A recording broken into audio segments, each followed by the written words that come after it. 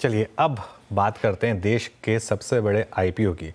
जी हाँ, Hyundai motor India का IPO आज खुला है। मारुति के बाद करीब 20 साल बाद किसी कंपनी ऑटो कंपनी का आईपीओ आया है। 28,000 करोड़ रुपए के इस मेगा आईपीओ को एंकर निवेशकों ने भी हाथों हाथ लिया है। आईपीओ के बाद कंपनी के ग्रोथ प्लान्स और आगे के रोड मैप पर बात करने के लिए हमारे साथ जुड़े हैं Hyundai मोटर इंडिया के COO और होल टाइम डायरेक्टर तरुण Garg. Tarun ji, good morning. CNBC आवाज़ पर जुड़ने के लिए बहुत बहुत धन्यवाद।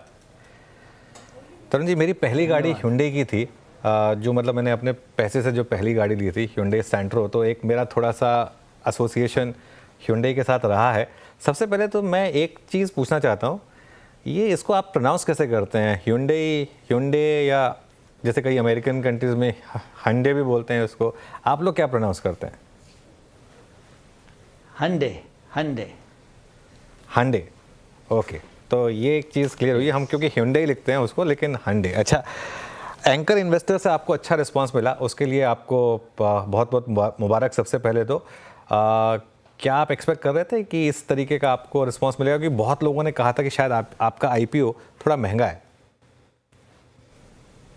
देखिए, बहुत ही अच्छा रिस्पांस मिला है हमें एंकर इन्वेस्टर्स से, और top end of the price band में 225 लाइंस में ना सिर्फ सॉवरन फंड और FII, चाहे वो GIC है, फिडेलिटी है, कैपिटल ग्रुप है, श्रॉडर्स है, नॉर्जेस है, और Indian funds of course SBI mutual fund है, HDFC है, ICICI प्रूडेंशियल है, एक्सिस है, कोटक है, इसके अलावा life insurance companies SBI, HDFC, pension funds. तो बहुत ही हमें शानदार रिस्पांस मिला है, और इनफैक्ट लोकल इन्वेस्टर से बहुत अच्छा रिस्पांस मिला है। अगर आप देखते हैं 21 म्यूचुअल फंड ने 83 लाइंस के जरिए लगभग 34.4% का एंकर एलोकेशन है। तो इससे दिखता है कि लोकल इन्वेस्टर्स का भी कितना स्ट्रॉन्ग इंटरेस्ट रहा है, और आई थिंक ये एक बहुत अच्छा एक इंडिकेशन है हमारे लिए। तरुण जी, अब एक दो मैं थोड़ा आपसे टफ सवाल पूछना चाहता हूँ।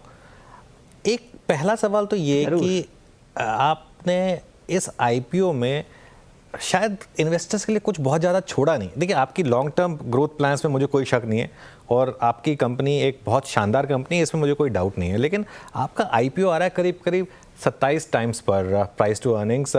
जो लीडर है मारुति, वो ट्रेड करता है करीब करीब 29 टाइम्स पर। बहुत लोगों का मानना था कि आप अगर टेबल पर कुछ छोड़ते और अगर 20-21 टाइम्स पर अगर इस आईपीओ को लाते तो शायद थोड़ा बेटर होता, एक गुडविल के लिए एक बेटर होता। तो देखिए, वैल्यूएशन पे तो मैं कहूँगा कि जो भी बैंकर्स का फीडबैक था उसी पे हम गए हैं।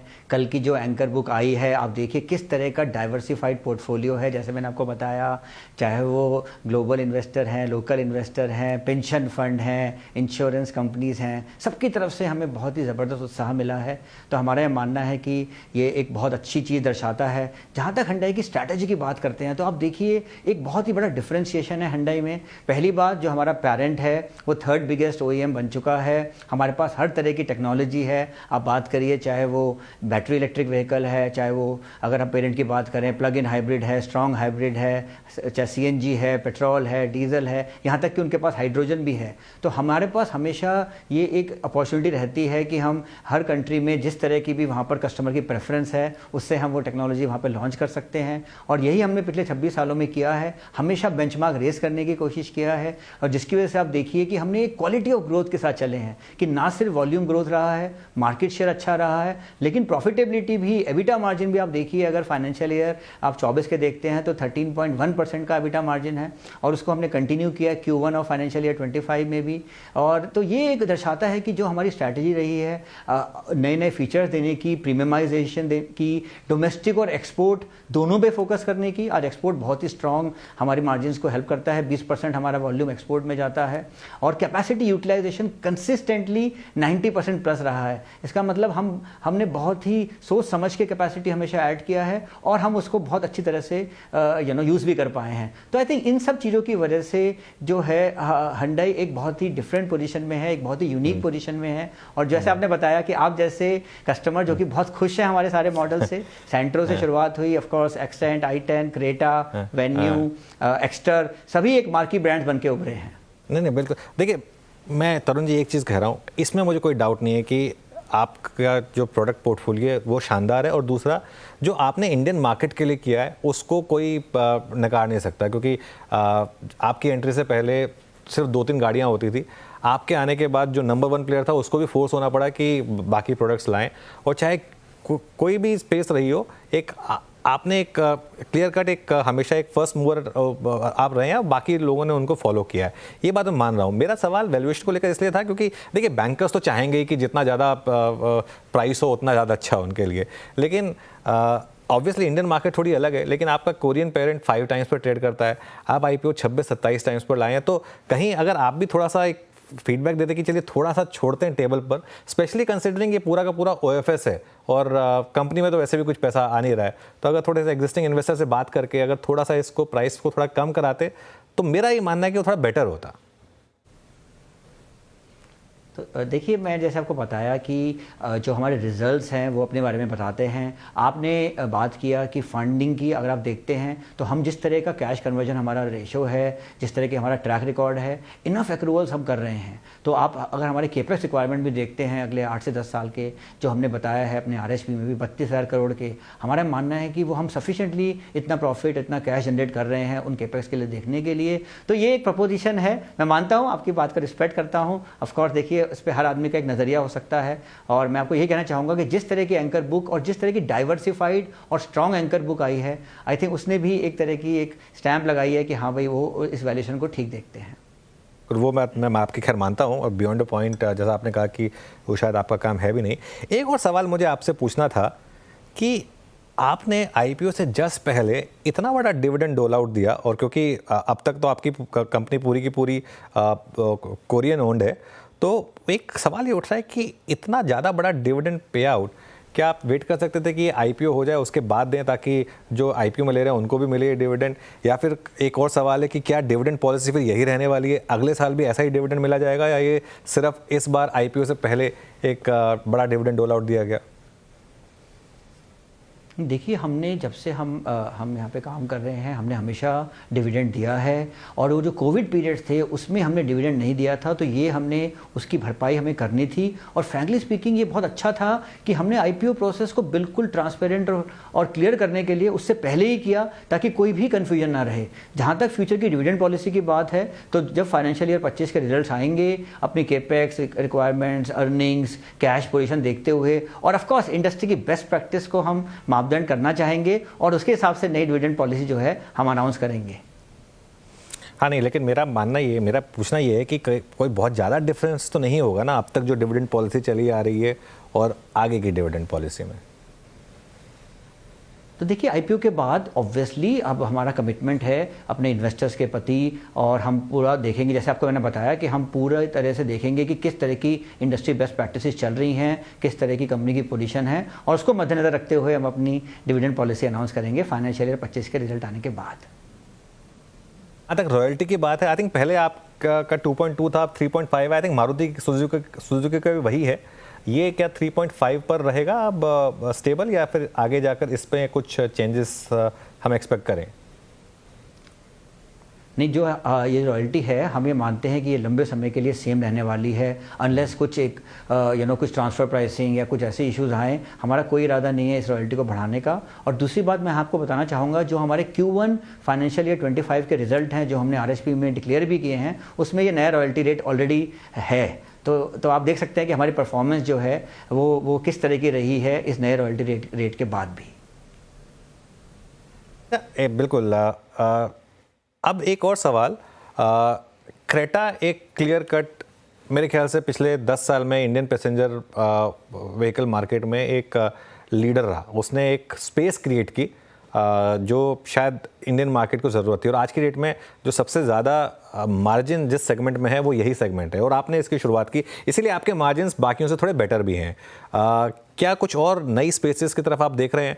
और जिस तरीके से आप जैसे कोई अनाउंस करते हैं तुरंत कंपटीशन उसको फॉलो करता है, इस समय कंपेटिटिव इंटेंसिटी कैसी लग रही है आपको? देखिए ये अगर आप जैसे मैंने आपसे कहा हमारा ट्रैक रिकॉर्ड देखते हैं तो हमेशा हम अहेड ऑफ द कर्व रहने का प्रयास करते हैं। नए नए सेगमेंट हमने क्रिएट किए हैं, अपॉर्चुनिटीज़ को हम देखते हैं। लास्ट ईयर हमने माइक्रो एसयूवी सेगमेंट में एक्स्टर को लॉन्च किया, बहुत ही ज़बरदस्त रिस्पांस उसका मिला है। अभी हमने 2 महीना पहले उसमें डुअल सिलेंडर सीएनजी डाला है जिसका भी बहुत ज़बरदस्त रिस्पांस मिल रहा है। क्रेटा के अलावा वेन्यू बहुत अच्छा कर रहा है हमारा, और पिछले महीने हमने अल्काज़ार का फेसलिफ्ट लॉन्च किया है, उसका भी हमें बहुत अच्छा रिस्पांस मिल रहा है। आगे जाके हम क्रेटा ईवी और 3 मॉडल और लाने वाले हैं। तो हमेशा हमारा प्रयास रहता है कि अपॉर्चुनिटीज़ जो है मार्केट में उनको देखें और हमारा एक बेंचमार्क रेस करें। ये एक बहुत इंपॉर्टेंट है। जैसे हमने वेन्यू जब लॉन्च किया तो हमने वहाँ पे ब्लू लिंक कनेक्टिविटी लेके आए, एक्स्टर किया तो 6 एयर बैग्स को स्टैंडर्ड किया। तो हमेशा हमारा प्रयास रहा है। इनफैक्ट आपको याद होगा सेंट्रो की बात किया आपने, MPFI इंजन लाने वाले भी हम पहली कंपनियों में से एक थे। तो ये हमारा हमेशा प्रयास रहा है कि बेंचमार्क को रेस किया जाए और एक नई नई जो है टेक्नोलॉजीज़ जो है इंडियन मार्केट में उतारी जाए, और ये प्रयास हमारा आगे भी रहेगा। अच्छा तरुण जी, क्योंकि मिड एसयूवी सेगमेंट में आप वैसे ही लीडर हैं, मैं और कुछ पूछना चाह रहा था। आज की तारीख में हम किसी भी ऑटो कंपनी का जब एनालिसिस करते हैं, उसके मार्केट शेयर, उसके फ्यूचर ग्रोथ को, तो आज एक और बड़ी चीज़ है कि आपका ईवी का पोर्टफोलियो कैसा होगा आगे चल के, आगे से 2 से 2.5 साल के बाद। आज बहुत सारी ऑटो कंपनियाँ हाइब्रिड पे फोकस कर रही हैं, कुछ कंपनियाँ कंप्लीट ईवी पे फोकस कर रही हैं। आज से 2-3 साल के अवधि के बीच में आपका जो पोर्टफोलियो होगा उसमें हाइब्रिड कितनी होंगी और कंप्लीट ईवी कितनी होंगी, थोड़ा इस पर प्रकाश डालेंगे?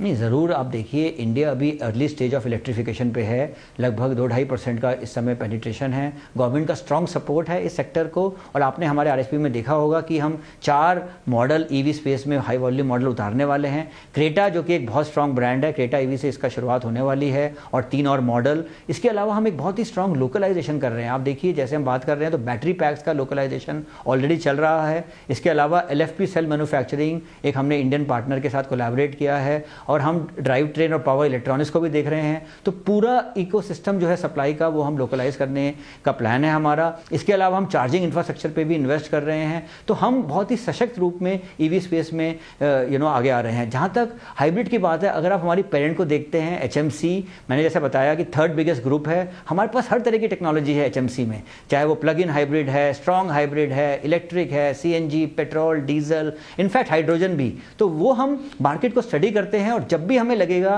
कि कस्टमर प्रेफरेंस हाइब्रिड की तरफ है तो उसको हम एक शॉर्ट पीरियड के उसमें हम निकाल सकते हैं। तो वो एक हमारे लिए कोई भी समस्या नहीं है। इनफैक्ट आप हमारा रिकॉर्ड देखिए तो बिकॉज ऑफ HMC की जो स्ट्रॉन्ग पेरेंटेज है इसका हमें बहुत लाभ मिलता है। इनफैक्ट 2020 में जब BS4 से BS6 के मापदंड चेंज हुए थे तो हमारी कंपनी थी जिसने हर फ्यूल टाइप में कर पाए थे हम, पेट्रोल में, डीजल में, CNG में। तो ये एक हमारी एक आई थिंक एक हमारी बहुत बड़ी स्ट्रेंथ है, और आगे चल के भी जो सारी टेक्नोलॉजी एग्नोस्टिसिटी है वो हमें मदद करती है। इनफैक्ट आज की भी आप हमारी स्ट्रैटेजी देखेंगे, एंट्री लेवल पे कस्टमर को हम पेट्रोल और CNG दे रहे हैं। ऑरा, नियोस, एक्स्टर में बहुत अच्छा रिस्पांस मिल रहा है। इनफैक्ट ऑरा में CNG 85% पहुंच चुका है। ओवरऑल CNG 12.5-13% हमारा चल रहा है। मिड SUV में पेट्रोल और डीजल दे रहे हैं, वर्ना में पेट्रोल और टर्बो दे रहे हैं। ईवी का मैंने आपको प्लान बताया ही है। तो आई थिंक हमारे पास एक तरह से टेक्नोलॉजी एग्नोस्टिसिटी जो है ये आई थिंक हमारे आगे फ्यूचर में भी बहुत मददगार होने वाली है, क्योंकि कस्टमर प्रेफरेंस जो है वो चेंज हमेशा होती रहती हैं, और ये कंपनी पे निर्भर करता है कि उनके पास कितनी शक्ति है उन कस्टमर प्रेफरेंस के हिसाब से अपनी पावर ट्रेन मिक्स को चेंज करना। बिल्कुल, खैर इसमें कोई डाउट नहीं है। तरुण जी बहुत बहुत धन्यवाद आपका आज हमारे साथ जुड़ने के लिए, और आपको इस IPO के लिए ऑल द बेस्ट। और एक बार लिस्टिंग के बाद आपसे फिर बात करेंगे, और होपफुली आगे भी आपसे लगातार बात होगी, क्योंकि अब आप एक लिस्टेड कंपनी होंगे। तो इसके लिए जो लिस्टेड कंपनी होंगे तो काफ़ी आपकी जिम्मेदारियाँ होंगी। आई एम श्योर आप उसको निभा ही रहे हैं आगे, और अच्छे से इसको निभाते रहेंगे। ऑल द बेस्ट आपको। दोबारा बात करेंगे आपसे लिस्टिंग के बाद। Thank you.